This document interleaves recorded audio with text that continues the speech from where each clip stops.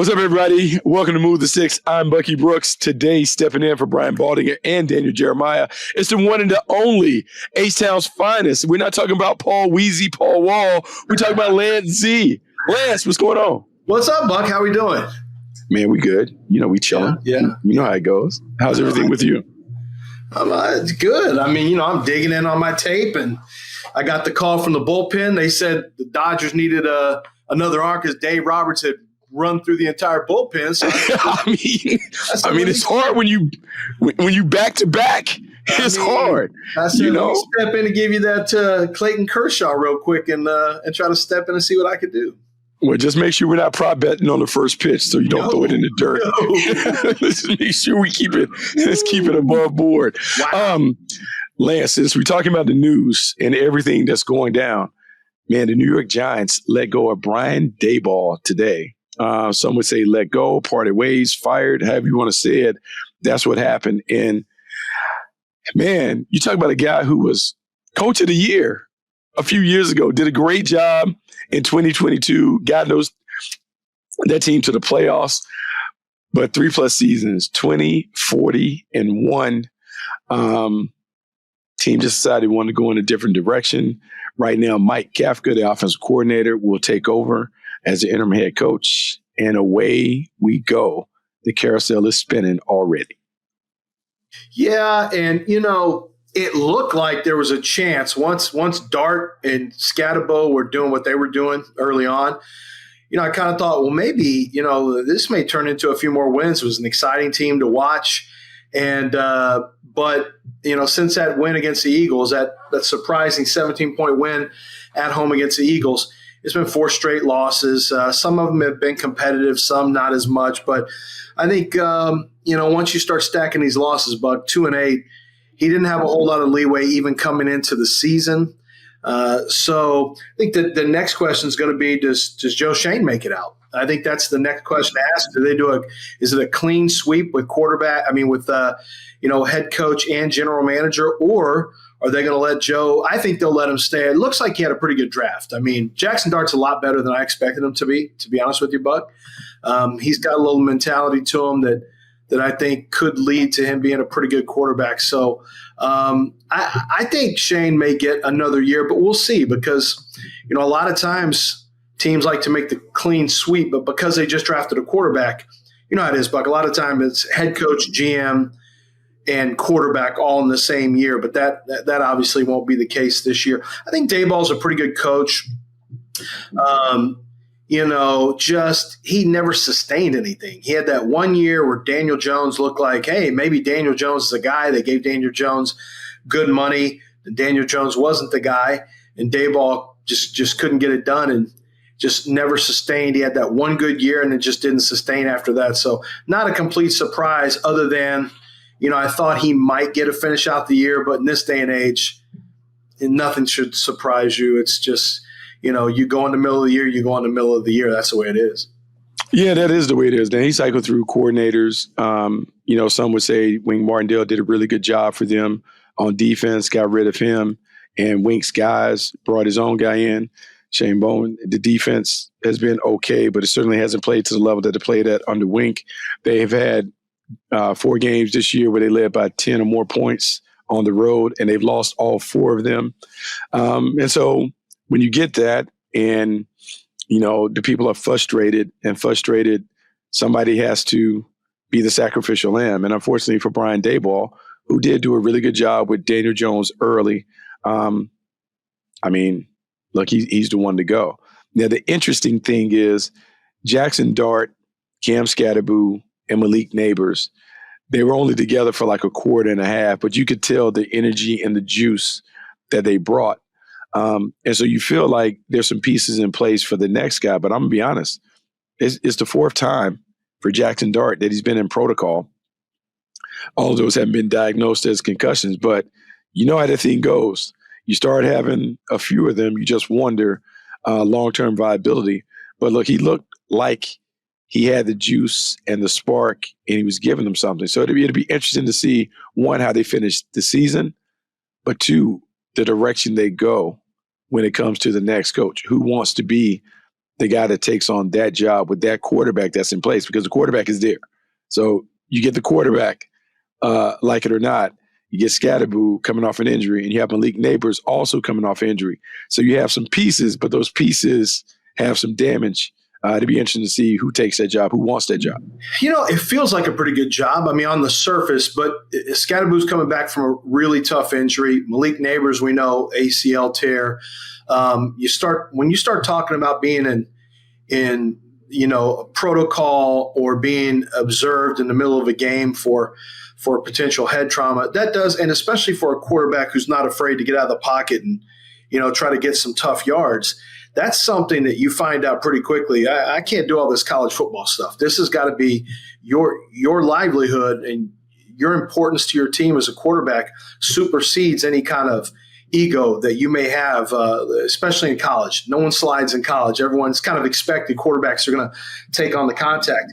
In pros, you're expected to slide unless you absolutely are trying to get critical yards. And that's and I'll be honest. I mean, I think Jackson Dart has the kind of swagger that you have to have in New York. He's got the kind of confidence. I mean, some of that, it kind of made me laugh. Some of the trap house stuff he and Scatterboo were doing. I'm like, I laugh, but at the same time, he's got that. Like, that's real. You can see it. I saw it on the field of the combine. You don't know how it's going to translate. Like, just because you have that doesn't mean you're going to be a quarterback. But if you've got some ability and he's an accurate quarterback, he has a pretty average arm, but he's an accurate passer, and he's not afraid of the moment. He's not afraid of the situation. He's got he's a tremendous competitor with a lot of confidence.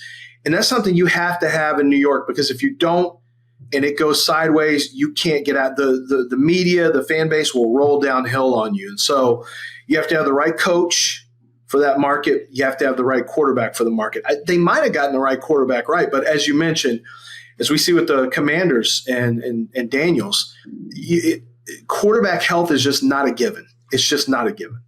No, it's not a given. And here's the thing that I'll say about Jackson Dart as we've pivoted from Brian Daboll to Jackson Dart. I think the best quality that Jackson Dart has is his ability to connect. I feel like his teammates rock with him. I think some of that, as you say, trap out stuff that him and Scatterboo have, on top of the talent and the energy that they bring, ingratiated themselves to the rest of the team. And I don't believe it's a coincidence that they played better when he was in the lineup and they were in the lineup and they had that thing rolling. I think for Daboll, the tough thing for him is the decisions that he made when it came to the coordinator, particularly on defense. The defense couldn't hold on to it. You felt like the defense could be even more dominant than it's been given. I mean, man, if I tell you who they have on the front line, Brian Burns, Dexter Lawrence, you have Kayvon Thibodeau, you have Abdul Carter. I mean, they have some hunters. So you would like to think that they could be able to do it. And when you look at the recipe for success in New York, that has been it.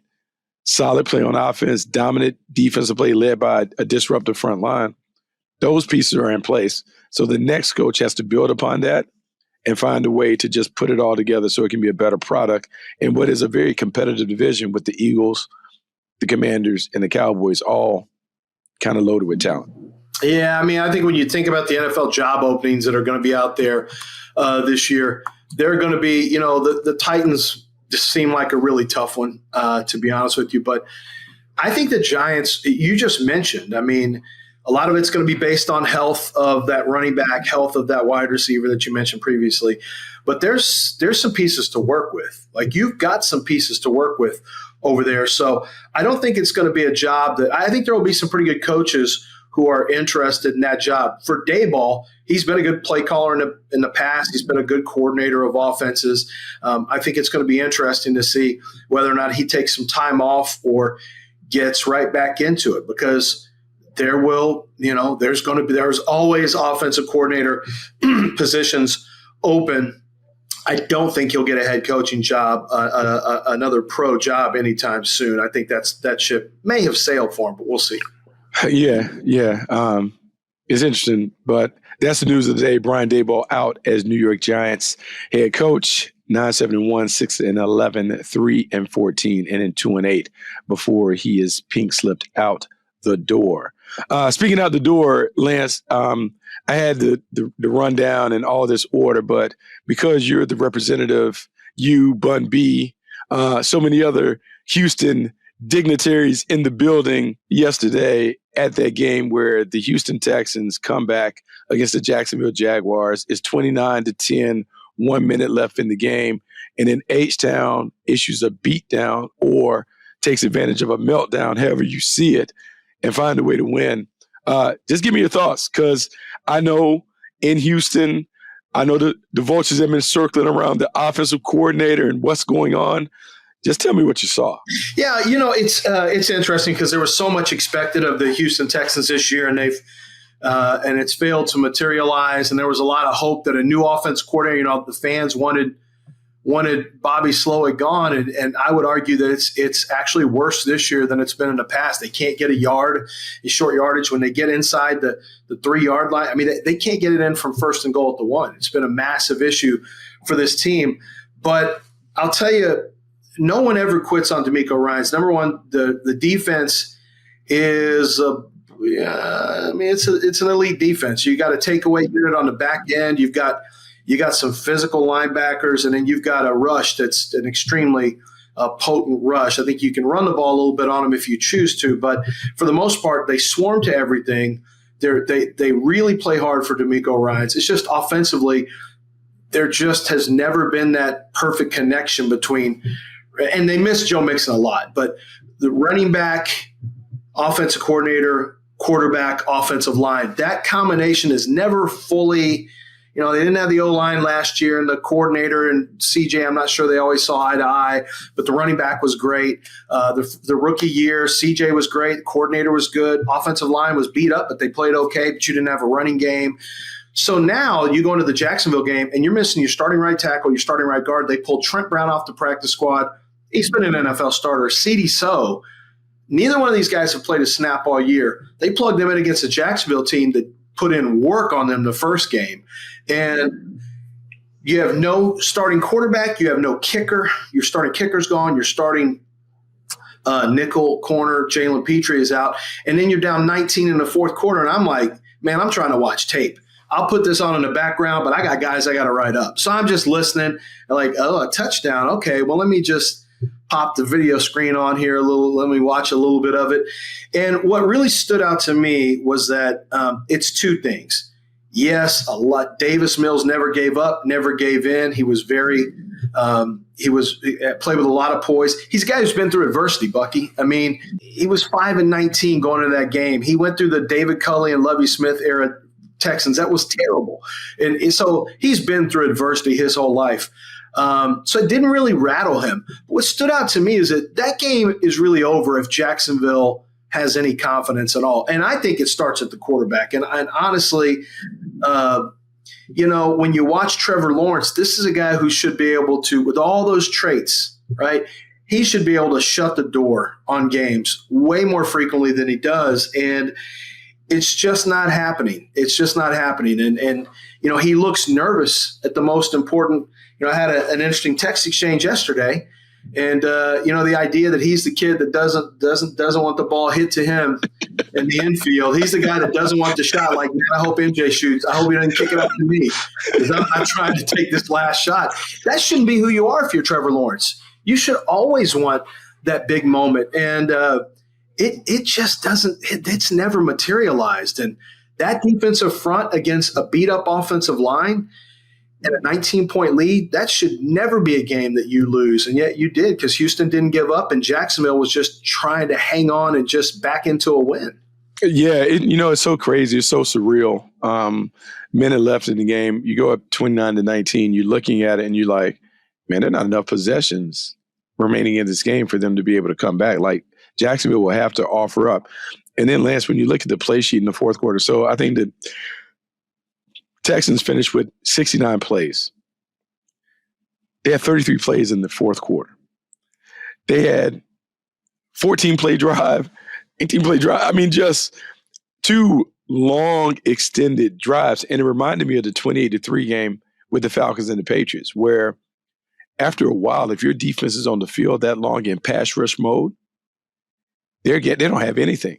So by the time you got to the end of the fourth quarter and they started running the ball, you could tip them over with a feather.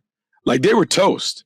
It was a done deal, and you could sense it and you can feel it. And if you were in the building one, I didn't realize how loud it gets in there. Like when they're kind of putting it down, like it kind of got loud and raucous in there. And I was like, our own listeners today on the radio, our own listeners were wondering if there was noise being piped in. They're like, how did so many people leave and it's still so loud in there? Like, I don't know. I know this. I know on the sideline. On the sideline, it was really loud. Yeah. I'll say for Lucky, I got to get a call next time you're in town. Now I got spots for you. I got to get a call. Unless you just keep it. I know how you are, though. You probably just keep it in a hotel, keep it low profile. Well, we were at the Galleria, so we went to Del Frisco's. Yeah, right across the street. We went there, and, I forgot that the Galleria still jumps. The younger me would have been all over it. The older me was like, oh, Lord, it's a lot of folks up in this joint. And then there's Joey's Uptown, which is right there, too. So, right there. Yeah, so it was cool. But I will say, man, the Texans' defense is good enough to get them back in the race. And because Jacksonville didn't close the door on them, now they messed around and gave them life with C.J. Stroud coming back. Whatever D'Amico has to tell them to get it done, they certainly can get it done because Daniil Hunter, I think, had 4 sacks on his own. You got Will Anderson over there. Sheldon Rankins was creating problems. And when the secondary is fully back with Petrie, Stingley, Lassiter, and those guys, they're really good. They just got to figure out a way to put some points up on offense because they got to take the threes and turn them into sevens, and that's been a problem all year long. And unless they do it, they won't get back into the hunt. But this game, they got the Titans coming up. You expect them to go 5-5, and then you got the Buffalo Bills after that, and that can lead us into this Bills game. I mean, listen, I would have said the Texans don't have a chance against the Bills, even with the Bills coming into town.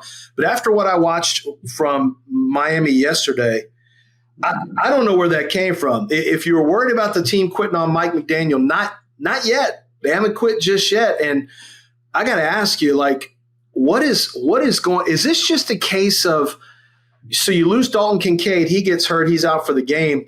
It feels like they maybe made a mistake by not targeting a wide receiver before the trade deadline. I will say that the Buffalo Bills are funny because they may be the quote-unquote best team, but when you look at their individual parts, I don't know if you're wowed by anybody outside of Josh Allen. If we really talk about like the blue chip players, if we're talking about it from a scouting standpoint, who are the guys that you're clamoring for on their roster outside of Josh Allen? And James Cook.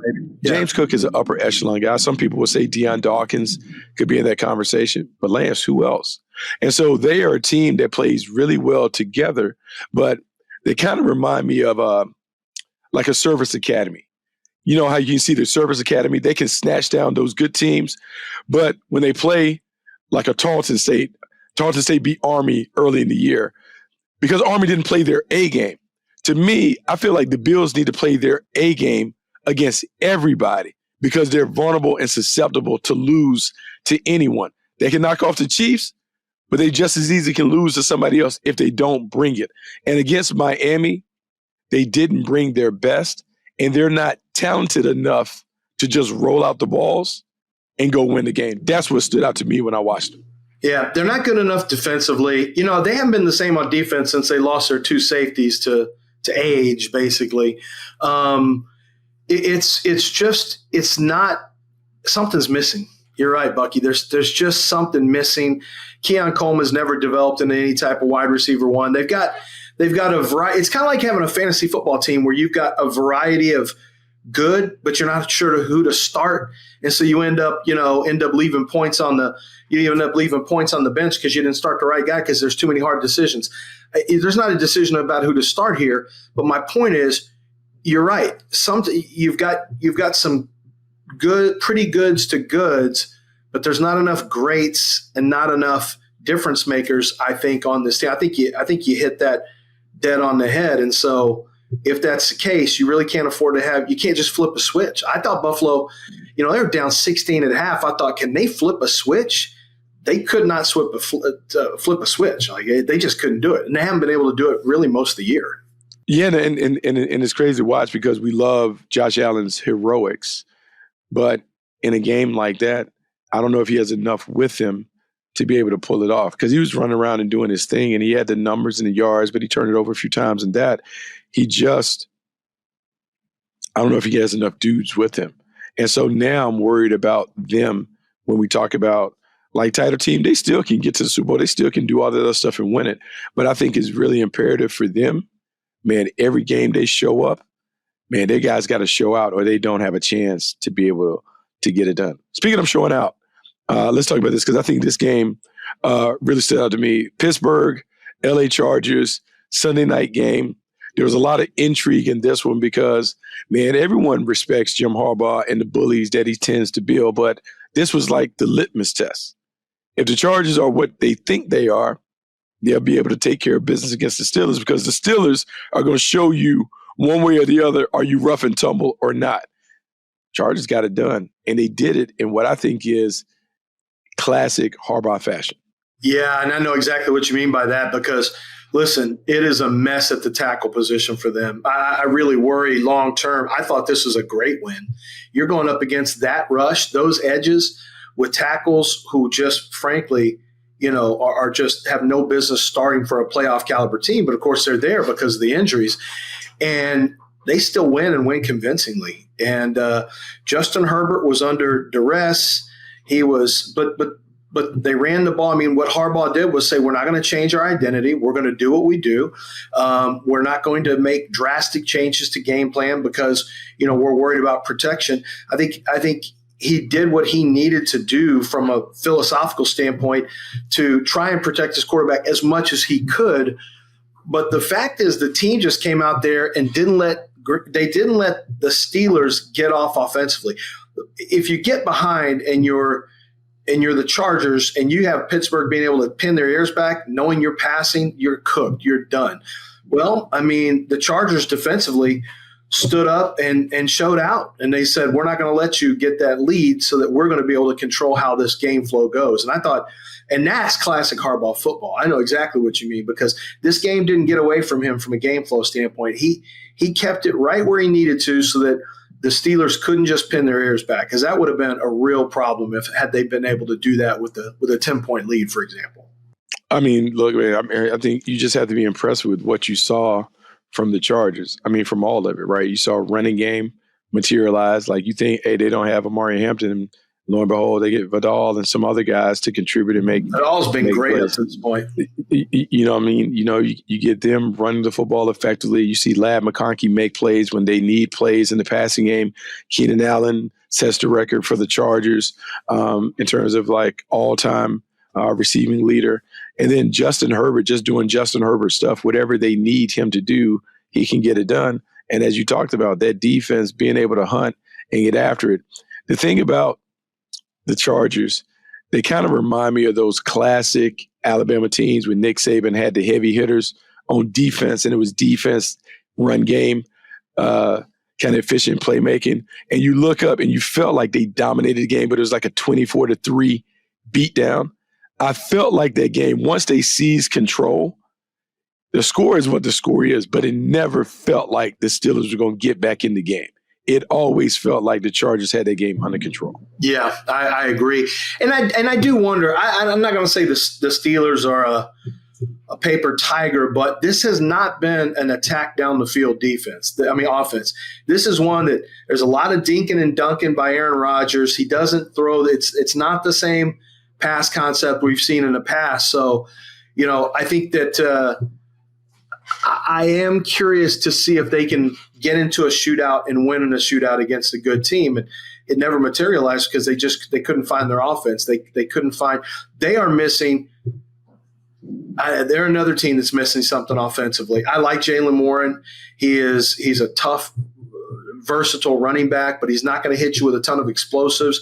DK Metcalf has kind of a limited route tree. They're trying to do a lot of, he's at his best old school Green Bay Packers Aaron Rodgers, throwing a lot of, over routes, posts, goes, but it's turned into a lot of catch and run stuff. And that's not really what DK is all about. That's not where he's at his best. Not at all. And, one of the things that I found weird when they made the move and they were so adamant about getting Aaron Rodgers I was like, well, the deep ball is not in play. Like, this is a guy that doesn't want to get hit, so he's not going to hang in the pocket for a long time, and they're not going to be able to push it down the field. So now you have a dink and dunk offense with vertical playmakers. So it's a hodgepodge of players that don't match how you really want to get down. I just don't know how that fits short term or long term when we think about how teams begin to really hone in on what you do the second half of the season. They take those things away. What are they going to do? How are they going to fix it? How are they going to find a way to be very productive?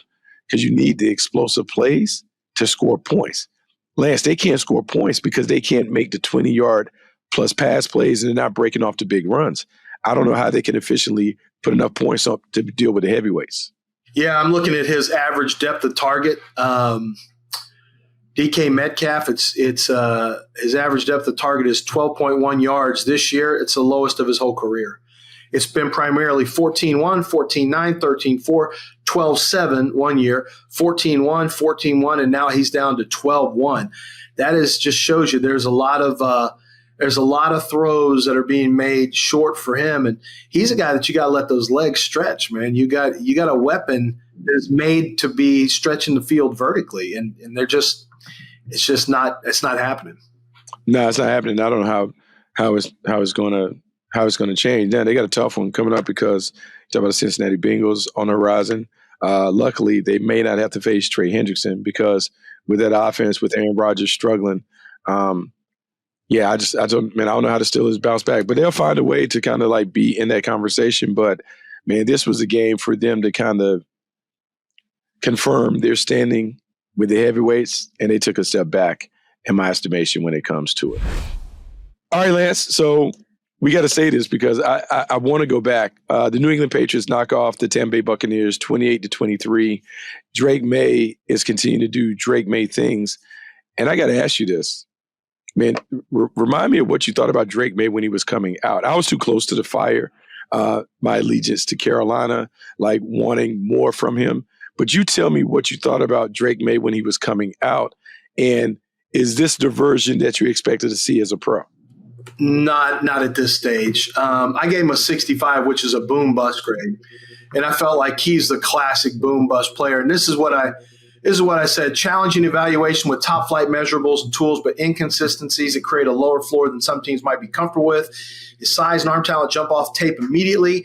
There is another throw on the field he can't make, but there are definitely throws he will try that he shouldn't. The gunslinger mentality creates fearlessness that can turn into interceptions, but also gives them a chance to win in tight windows, yada, yada, yada. There's an undeniable energy to May's game that can create momentum or turn chaotic when plays come off schedule. The combination of traits and tape make him a boom-bust prospect who may need a good situation and patient management / coaching to help shepherd him towards his potential. I did not expect to see what we saw this year so far. I did not expect this. I think the job that Vrabel has done should not be understated. I think the patience that's in the building right now with Elliott Wolf and ownership or whatever, they were perfectly willing to wait on Drake to become that player. It's just that it's happening way sooner. And I think a lot of it gets to, I talked about that energy that is undeniable. He's got a level of confidence. We talk about Trevor Lawrence has all this and that, but the confidence seems to be missing. Drake May has never been missing confidence. And, I always hesitate. Everyone wants to have an inaccurate quarterback or a guy who's missing throws be the next Josh Allen. Just think it's going to get fixed, because they're big and they got a big arm. The fact is, he has made some real changes to his game, and I didn't see this happening this quickly with this team. Look at what he got out of Mac Hollins. Long throw. Mac Hollins went for 106. This is a guy who is, he's a nice wide receiver to have, but you got Stephon Diggs with a touchdown. Kyle Williams, one catch, 72-yard touchdown. He's letting the big dogs getting to eat. And that's what he needs, man. He needs to cut it loose, and that's what's happening. But the other thing that happened is the guy that I know we both love, Travion Henderson, what a big game for him. I've been waiting for this breakout, and this is what he's capable of adding to a team. Remind me what you thought about Drake, because I mean, it's very much the same, because so many people celebrated him, and I was like, because I knew too much. One, I was in school right after his dad graduated, so I knew the dad, and the dad was a great athlete, a legend back where I'm from. And then, the kid didn't play his last year of high school ball because of COVID, and then he sat behind Sam Howell early, and then he played 2 years. So he didn't have a lot of experience when he made his way to the pros. He comes to the pros, they throw him in right away, and whatever it was last year, it was like in terms of Gerard Mayo, that system, what they were trying to do. And so you're sitting there, and he has all the prototypical stuff that you look for in a new school quarterback. Big arm, size, athleticism, swag, as you saw him celebrate the Cam Newton thing when they played against him. He got all of that. But I just didn't know how he's going to jive with Josh McDaniels, because I didn't know if Josh could make it right for a young quarterback.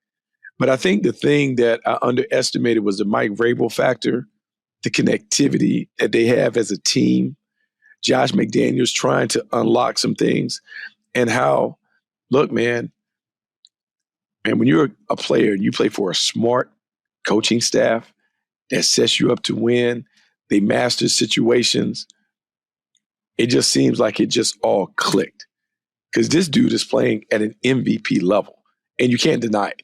Like, you can't, it's him and Matthew Stafford and Jonathan. No one wants to say it. No one wants to say it because no one feels comfortable saying Drake may MVP. But when you look at the wins and you look at the stats, it's true. I mean, it's just true. And they're a better team than Buffalo right now. I mean, they just are. Week in and week out, they play better football. And they beat a really good Tampa Bay team. Yeah, a good Tampa Bay team in Tampa. That is a big feather in the cap. And Bucky, I watched Alonzo Highsmith, who's up there in New England right now, is a longtime friend, and he was in town. Shout out to Zoe, who lost his wife. Very sad. Tough, man. Yeah, and he was in town in Houston for game one. So he said, "Hey, meet me up here at the sports bar. Let's watch a game." So I watched the game against the Raiders, and it was rough. I thought, man, New England's got a long way to go. Drake's got a long way to go. This may be a 3 or 4 year, 3 year process minimum for him. That game was the outlier. Ever since that game, it's been a completely different team. And they didn't play well in that game, but I think it's a credit to Mike Vrabel. It's something you said about Vrabel. I was thinking, and Josh McDaniels, when a team has confidence that the head, they got the boss man, like Dan Campbell, it's that feel where everyone knows we got our guy. Our guy will take care of us. We're good. We know this is Big Daddy, and he's got it. I think Mike Vrabel gives you some of that. There's no concern about, I wonder if this head coach knows what he's doing. There's no concern with Josh McDaniels, for whatever you want to think about his personality, how it ended in Denver, and then he skipped out on Indianapolis or whatever. He's good with quarterbacks. He is. And I think that the entire team has a belief in the people in charge so that they're able to just focus on going out and doing their job. And I think they have a confidence that the guys who run the show know what they're doing and have them headed in the right direction. So all they have to do is just lock in and play ball. Yeah, man. I think everyone, they'll never admit it in Tennessee. I think everyone underestimated how good of a coach that dude is. And like Vrabel, and then with Josh McDaniels, I think, man, some guys are destined to just be great in a particular role. And Josh McDaniels is great in a role as a coordinator. What do you think about that idea, though, of Tennessee getting when I get the fact that everyone gets frustrated and they want their pound of flesh and we just need to make a change. Buck, I know you can go all the way back. I remember when Steeler fans wanted to get rid of Bill Cowher years ago. And Bill Cowher was kind of creeping around at 500 mark, and he wasn't. And then it turned into, Super Bowl with Bill Cowher. It turned into the Steelers were never going to make a quick change, or they were never going to make a rash. They were always going to err on the side of caution. And he ended up becoming, a tremendous coach over there. Tennessee had the guy. They had the guy. Mike Vrabel's a dude. And I get that it wasn't, maybe the GM and head coach thing wasn't perfectly aligned there. But look where they are now. Look where Tennessee is now. Was it worth it? Was it worth it to get rid of a guy you knew was the guy? I just think so many of the errors that we make in our business are just ego things. Like, hey man, let's get in the room and figure this thing out one way or the other. Let's hash this out. Let's try and find a way to make this work, because it was a good thing, and that good thing is certainly rolling in New England. And I hate to say it, it's funny, man, because he's not Belichick, but it has that Belichickian feel in terms of they're just a smart football team that doesn't beat themselves, and they got a young quarterback that is playing at a high level. Now, high level, Baltimore Ravens, Lance, I heard you pour dirt on them. You said it was over. They were 1-5. It was done. Like, we need Harbaugh out of there. And all they've done is reel off 3 straight wins. They knock off the Minnesota Vikings. They get a 27-19 win over the Vikings. And looky here, they're right in the mix. And people are saying they may be the team to beat in the North. Let's talk about the Ravens. Steelers lose, Ravens win, and here we are. Look, like you said, looky. Pretty much everyone had them winning the North. I tried to fade that and say I got a little 2-game head start when we did our NFL, our midseason stuff. I said I'm going to put the Steelers because I'm going to take this 2-game head start. Well, we don't have a 2-game head start anymore. It's now 1, and soon it will be completely wiped out because they're playing defense again. And the return of Lamar Jackson obviously is huge, but the defense coming back from the brink of disaster is maybe a bigger story, because that defense, I watched the Texans just roll through their defense. And now they had some injuries on defense, but that didn't look like a Ravens. It was the worst Ravens defense I've ever seen since their inception as Ravens. And they've actually been able to right the ship. There's another one where the head coach is just steady Eddie all the time, Harbaugh. And you get your quarterback back. You got King Henry back there. Zay is still Zay. You've got, Mark Andrews, when he's healthy, can play a little bit, obviously still. And defensively, you were able to get it back on track. I'm curious what the ceiling is for this team, because I think they are going to win the AFC North. They were inconsistent before Lamar got hurt. I am curious to see if they can play their best football on both sides of the ball, enough so to compete in the AFC, which is, I don't think there's no killers in the AFC this year, I don't think, but there's still a lot of good teams. I mean, there's still a lot of depth over there in the West.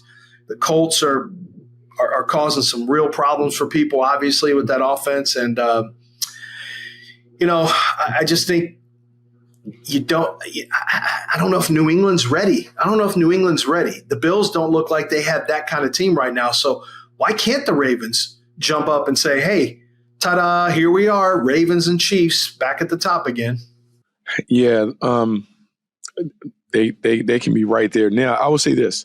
What gives them a chance is when you have the quarterback in Derrick Henry, it allows them to control the game. We talked about game control and Jim Harbaugh, and what they do with the Chargers. No one really wants to deal with the Ravens in terms of having to deal with Lamar Jackson in a 1-game deal where he can explode and do that. And having to deal with the combination of Lamar and Derrick Henry where they're running the ball and controlling it and just dominating time of possession is problematic. If they can continue to fix the defense like they're doing, where they just don't give up the explosives, don't give up the big plays, the 1-2 drive, 2-play touchdown drives. Those are the things that gives them a chance. They're coming. And we talk about the best teams heading into the postseason are playing their best ball December. And they're beginning to kind of find their way and kind of get back to that. Yeah, man, it looks good. And it looks like they're going to be the team that we thought they were going to be. It just took them a roundabout way to get there. For the Minnesota Vikings, J.J. McCarthy kind of came back to earth a little bit. He didn't put up big numbers the week before, but there was a buzz, some energy that he brought. He played against the big boys, and the big boys kind of won out this time. You got to remember, he's a rookie. I mean, we can say he's not a rookie, but this is a player who didn't have a lot of experience in college, had missed all of last year, a big chunk of this year.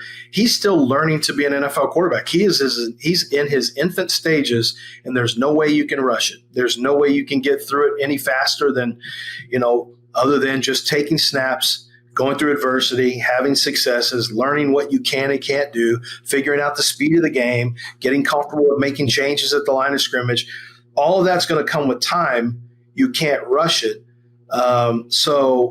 But it's a necessary process for Minnesota. It sucks that it has to come halfway through his second season, but it is what it is. I mean, you got to get through it. So they'll always be a dangerous team. You saw they had a lead at half, and they were playing some pretty good football. But then, the cream of the crop just rose up. The team that knows how to win did what they had to do early in the quarter. They put their foot in the throat early in the quarter, and it was a wrap. And it was a wrap. Now, let's talk about this transition quickly to it being a wrap. LA Rams, San Francisco 49ers, Matthew Stafford making the case to win an MVP. We talked about Drake May, but Matthew Stafford just doing the deal. But I got to tell you this, Lance, and I know somewhere your dad would be laughing. The LA Rams trotted out 3 tight ends, and they're running a 13 personnel package. And they're playing musical chairs with those 3 tight ends. They're going from the eye to like unbalanced line to all kinds of funky stuff. And they are absolutely giving people problems. When you look at the Rams and all the creative stuff they're doing on offense, what stands out to you? Well, I think that's what you talk about is from a personnel standpoint, learning how to personnel your way into mismatches. Because you have to remember, a lot of teams are not prepared. They're coming in with stuff that they haven't seen or been prepared for in practice. And I think it really tests. I remember my dad always told me in game, he always felt like in game and especially halftime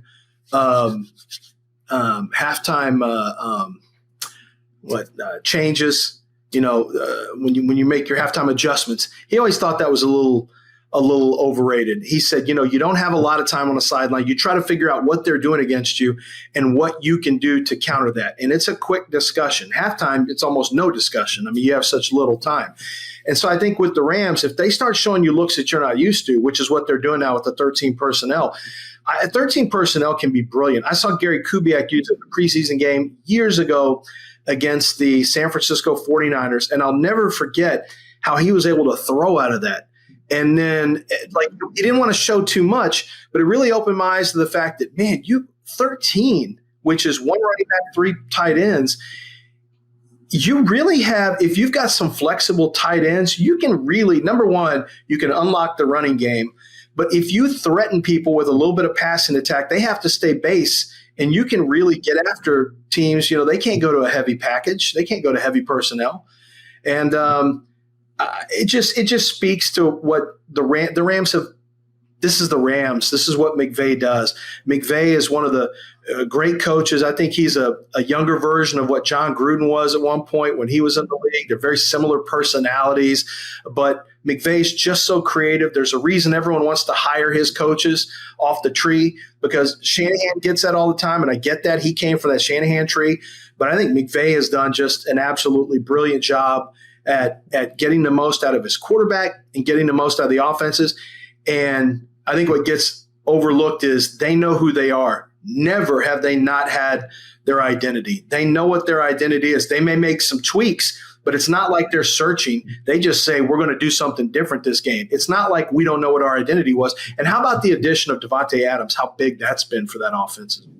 I mean, it's just so great for them, right? Like, you talk about knowing who they are. Like, they have a way of being solid, sound, and sexy all at once. Right? They're solid and sound in terms of, like, the schemes that they use are super sound. They're time-tested, tried and true. We talk about how your dad would just love the 13 personnel package. They basically have, and people won't get this, but O-line coaches get this. When you have 3 tight ends on the field, if you put all 3 of them on the side, you create a 5-man surface. And in creating that 5-man surface, you now have created an unbalanced line without really moving all the people over. And so now as a defense, you have to figure out, hey, man, do we make the guard, the strong side guard, the new center? How do we bump over to this? And then they can flip and move. And then you can go from a 5-man surface to now, hey, let's go I formation, tight end wing, wide receiver on the backside. Now let's go I formation, tight ends, separate sides, wide receiver out wide. I mean, they can create so many problems for you shifting, moving with the personnel because they're versatile. So you got that part of it. You got the running game that is attached to that. You have one of the best quarterbacks, pocket passers that we've seen in NFL history in Matthew Stafford. You got two big receivers that can get it done in Devontae Adams and Puka Nacua. And they've created an environment where everyone just doesn't care about their stats. They just want to win.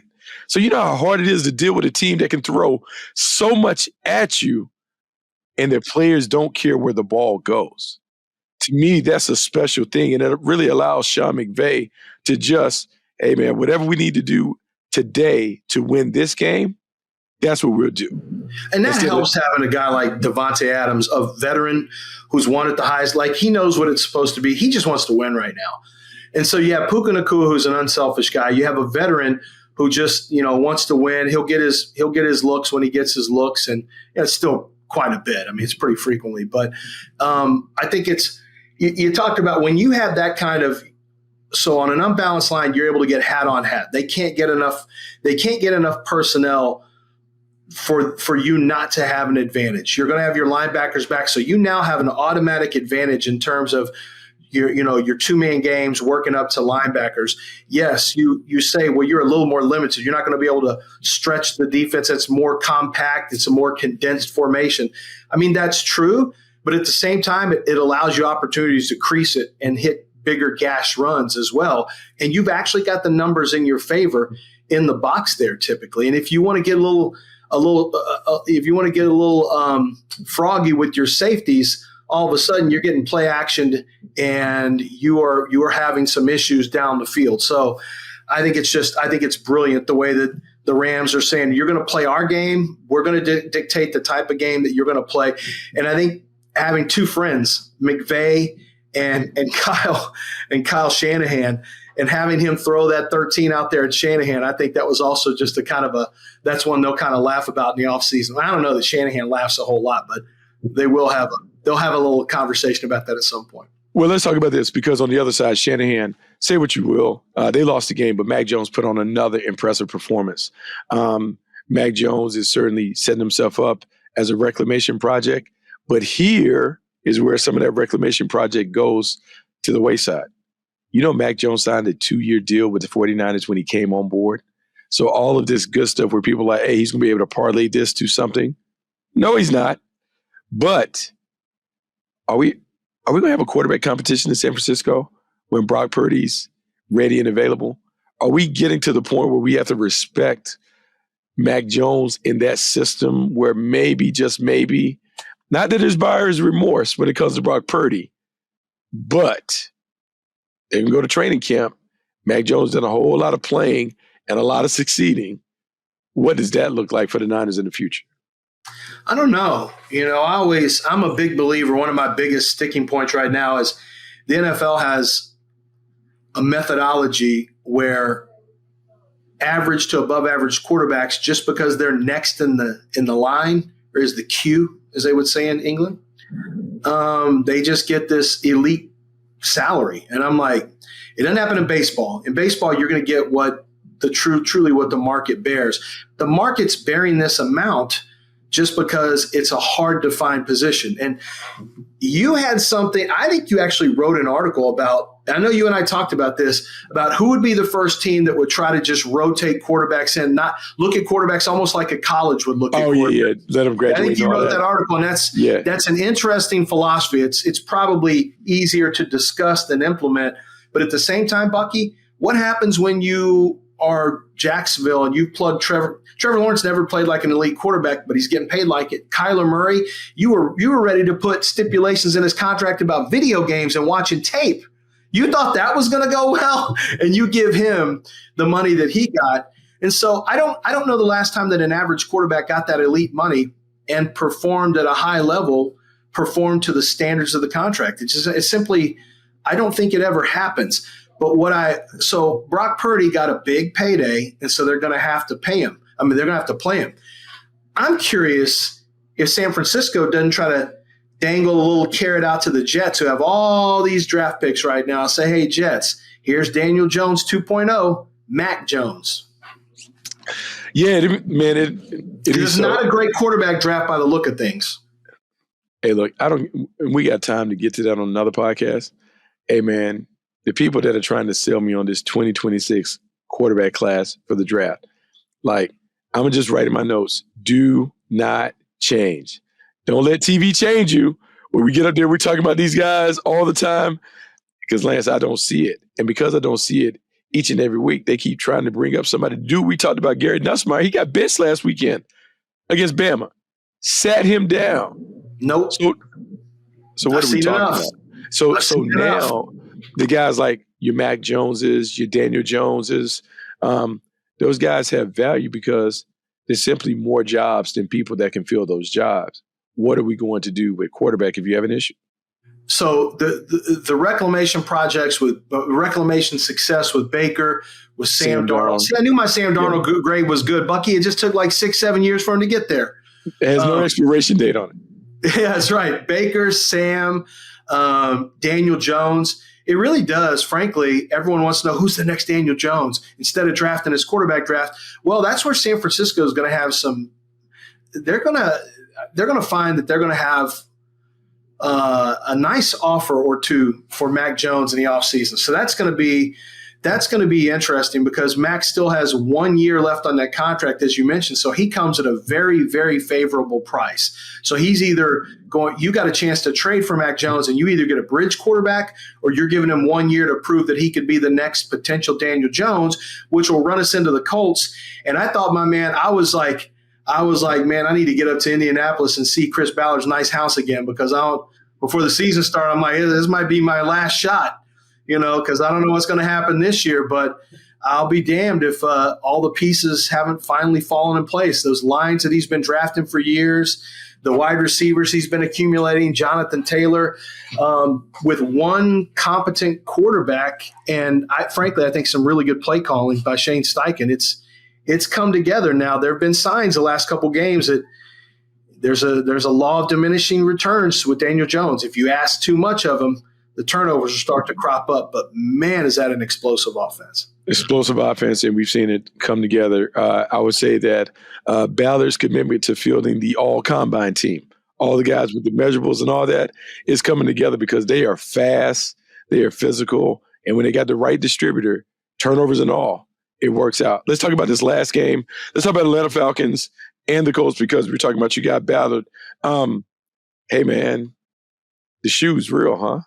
I tell you what, when you look at what the Colts are doing right now, the first thing that comes to my mind is why can Jonathan Taylor not be MVP?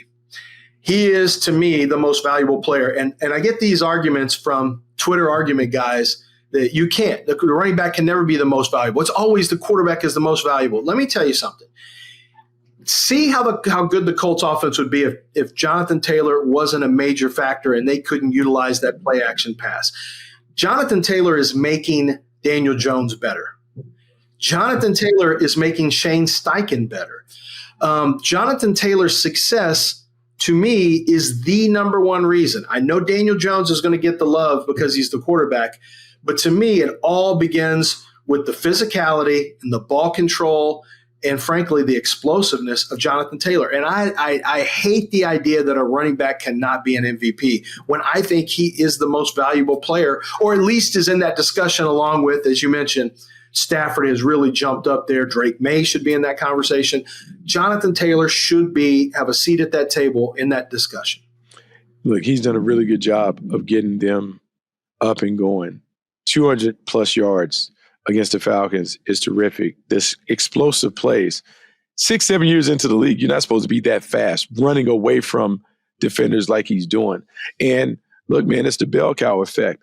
You have such a challenge dealing with the Colts because you got to stop him first.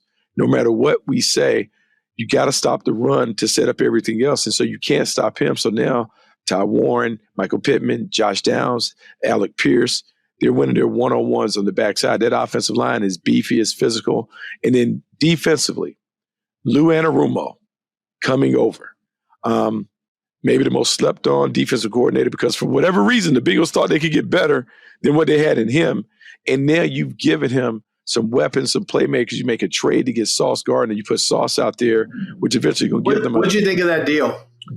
Um, so from the Jet standpoint, and I love AG, and I understand the fact of having 5 first-round picks, but we've seen how hard it is for teams to turn picks into players in those upper levels. Now, if they can do it, it'd be great, but we just haven't seen many teams do it. Now, I will say a couple years ago, Sauce, Garrett Wilson, Jermaine Johnson were the 3 that they took. They had 3 first-round picks, and 2 of those guys were offensive and defensive rookie of the year. Sauce was a 2-time All-Pro, so you get that. But, man, that's a lot of picks. And so you're going to hoard them all trying to find a quarterback or whatever, but that's going to be tough. But then they mess around and somehow won a game against the Browns that we're not going to talk about, but they found a way to win the game. I just think for the Colts, this was Ballard saying, I'm all in. I'm going all in, not just for this year, but for the next few years. We'll figure out a way to keep Daniel Jones. But the weapons that they have, the firepower they have, they're going to be around for a minute.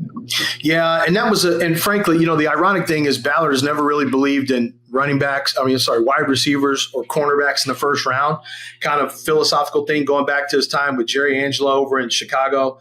And then he gives 2 first-rounders for a corner. That's the irony. But I think it's also a nod to the fact that he thinks his roster is where it needs to be. And maybe the first-round picks late in the 20s won't have as much value as getting a position they know for a fact they need badly. And Charvarius Ward is going to come back from concussion. So you're going to have Ward back. You're going to have Kenny Moore. You're going to have, obviously, Sauce Gardner. I mean, man, to go from where the Colts were to where they are right now, where this doesn't look like a flash in the pan, provided Daniel Jones can take care of the football, the Colts are going to be a really tough out once their secondary, gets healthy. I mean, look. They're a really tough out right now, regardless. I mean, that's the only thing that you're worried about, right? Is the only thing that you're worried about with them is them being healthy enough to take advantage of the stuff that they have. And as Daniel Jones is really coming back to earth with the turnovers, can he manage those turnovers and not give the ball away? But they're good enough where they can overcome it. Now let's talk about quickly the Atlanta Falcons. Michael Penix didn't look great, and I know we're only in we're in year 2, but it's kind of the end of his rookie season. What do you think about the former first-round quarterback in Atlanta? He's right where I thought he'd be. I had him behind Nix and May and Caleb and Jaden. I wasn't as high on him as others. I thought that Ryan Grubb's system, and I thought he played really well in Washington. I was very bothered by 3 years where he was, he had 3 seasons where he had season-ending injuries. That always concerned me. There was some problems with him throwing accurately when he got outside of the pocket on the run. He had really low completion ratings, which kind of bothered me.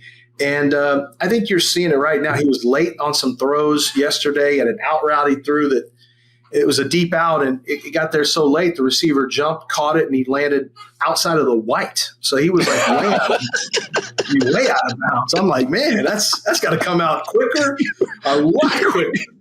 But Drake London's been good. I mean, he's got some weapons over there, but for me, Penix isn't really unlocking anything. He's not doing anything that an average quarterback wouldn't do, and it's a shame because you've got Bijan over there, you've got Drake London. Pitts still will flash and give you some looks here and there. Tyler Allgeier's done a nice job as a finisher when he gets inside the red zone. So I don't know. I'm just not feeling it with Penix. He still needs time. I'm not saying give up on Penix, but I got to start seeing some more flashes from Penix. I'm not seeing enough flashes right now. Look, man, I get you on it, right? Like I thought that he would be doing a little more, right? Like I thought he would give us a little more when it came to just being able to kind of like dial in, lock it in, give them an explosive element or whatever. And he's shown flashes throughout the course of the season, just didn't have a great performance yesterday. And I think when you're Atlanta, the thing is like everyone kind of has to get it done now. Not saying that Raheem Morris's job is on the line, but I just know in this league, and you don't have a whole lot of time to kind of figure it out, Like you kind of got to get this thing going. We got to get it hopping if we're going to get it hopping in. Maybe he can turn around. Maybe he can find his way. Maybe Zach Robinson can find a way to kind of integrate everything into the package. Drake London, Kyle Pitts, both running backs, Tyler Allgeier and Bijan Robinson. because they're talented enough to get it done, and they're playing better on defense than we ever imagined. That's the thing. And the thing about it, they let a game slip that they had. They just needed to finish it out, and they couldn't get it. They couldn't get it done. Yeah. And I think with Penix, it's really going to be about consistency. I mean, that completion rate, it started in Washington 76.9 in that game, then 62.5 against Buffalo, and then since then 55.3, 59.5, and then against the Colts 42.9. They had no third down conversions. It was it was a rough game, and the Falcons, as you mentioned, way better defensively than we thought, and I thought the Falcons were going to end up being a serious threat to Tampa, but that whole division also great win by the Saints. We don't have time to get into it, but the Saints, really good win. Beaten. I was hoping Carolina was kind of turning a corner. I'm cheering for them. I want to see them do well, but that was not a good one there, losing that one at home. Man, how crazy is that, right? The Panthers, they finally get you excited about who they are and what they could be. Then they lay an egg like the that. NFL in a nutshell. This is why the NFL is this way. Is any given Sunday is a real phrase that actually has meaning. I mean, it just drives you crazy. Or any given Thursday, or any given Sunday, any given Monday, or any given Saturday late in the season when we also have Saturday games. I mean, depending on what we all put together. Yeah, it just drives you crazy because that should have been one where they should. I mean, you would think that they would be able to stack it together and start to get some wins, but that's the league, man. That's the league. Just crazy. But you know what else is the league? Lance Z is in a league of his own. Man, I appreciate you stepping in for the boys, chatting it up with your boy, just talking about all those things. But you know what? I really get excited. Tomorrow we got Red Lewis coming on. He's going to talk about the rookie draft, whatever that looked like. I don't even know if my guy's going to play, but no one cares. But I'm excited, Lance, as you're beginning to dig into this draft class and look at some of these dudes. Hey, we may not have quarterbacks, but boy, there's some talent though. Well, I'll be looking at Rhett's quarterback from Indiana sometime soon. I'm sure you're going to hear a lot about that win over Penn State. I'm sure that's going to come up on the show. I mean, yeah, it's going to come up. Yeah, I can't wait for you to dig into Mendoza because I'm sitting here trying to figure out, like, man, is Mendoza for real? Are we for real? He might be. I'm waiting to see. Is Ty Simpson for real? Is Ty Simpson out? You really want to be that guy who plays 1 year college football and come out? Not a great success rate. So that's all stuff we'll get to down the road, bud. Hey, man, so much, man. Hey, this is Muda Sticks. I'm Buggy Brooks. This is Lance D. Until next time, we'll catch up with you.